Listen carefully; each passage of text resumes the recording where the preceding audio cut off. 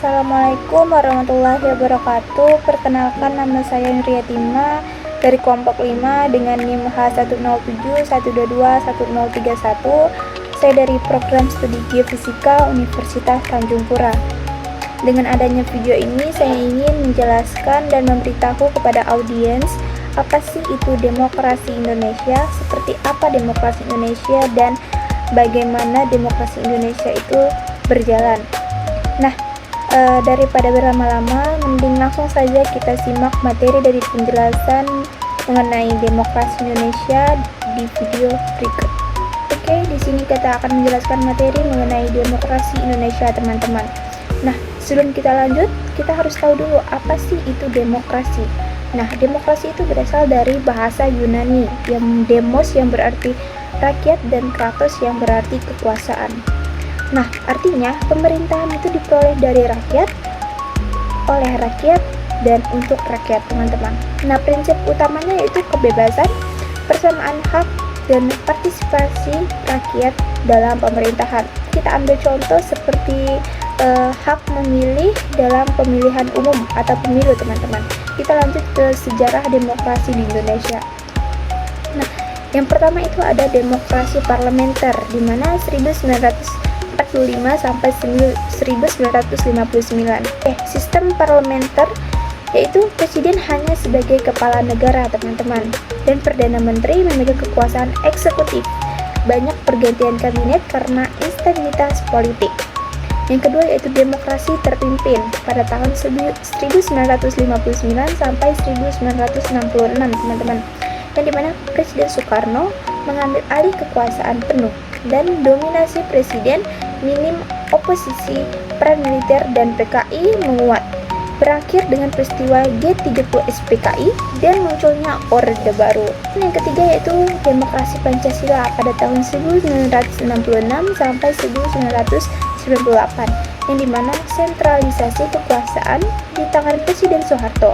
Kemudian pemilu ada tapi kurang demokratis karena hanya ada tiga partai, dan berakhir dengan krisis ekonomi dan reformasi 1998.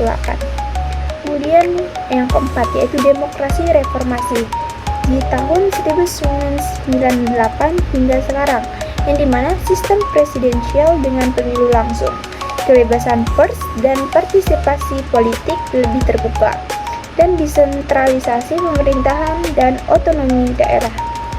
Kemudian apa sih itu prinsip demokrasi di Indonesia?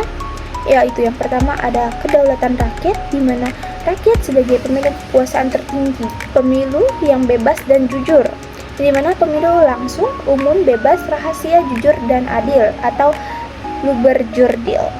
Kemudian HAM dan kebebasan berpendapat, di mana setiap warga negara memiliki hak bersuara dan itu dijamin oleh undang-undang. Kemudian supremasi hukum atau kesamarataan semua orang di mata hukum tanpa pandangan jabatan pelaku tersebut. Kemudian selanjutnya itu keseimbangan kekuasaan, di mana pemisahan kekuasaan antara eksekutif, legislatif, dan yudikatif. Sebagai contoh, presiden tidak dapat membubarkan DPR dengan kehendak pribadi tanpa persetujuan konstitusi.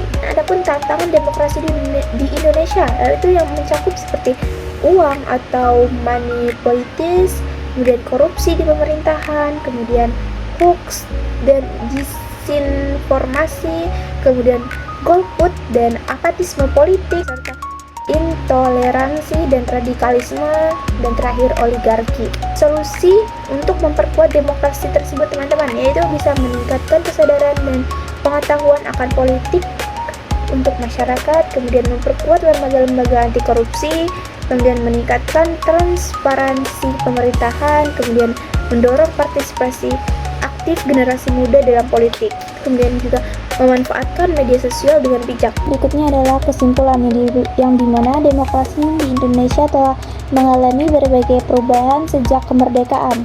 Nah, sistem saat ini lebih terbuka, tetapi masih ada tantangan yang harus diatasi, serta peran aktif masyarakat, terutama generasi muda, juga penting untuk menjaga demokrasi yang sehat. Baik, materi yang dapat saya jelaskan mungkin hanya begitu saja. Mohon maaf jika ada penjelasan materi yang mungkin kurang dipahami atau ada kritik dan saran. Jika saya ada salah kata, jadi mohon di komen di kolom komentar. Mungkin dari saya hanya itu yang dapat saya paparkan saat ini. Semoga dapat bermanfaat dan bisa dimengerti. Sekian dari saya. Wassalamualaikum warahmatullahi wabarakatuh. Terima kasih.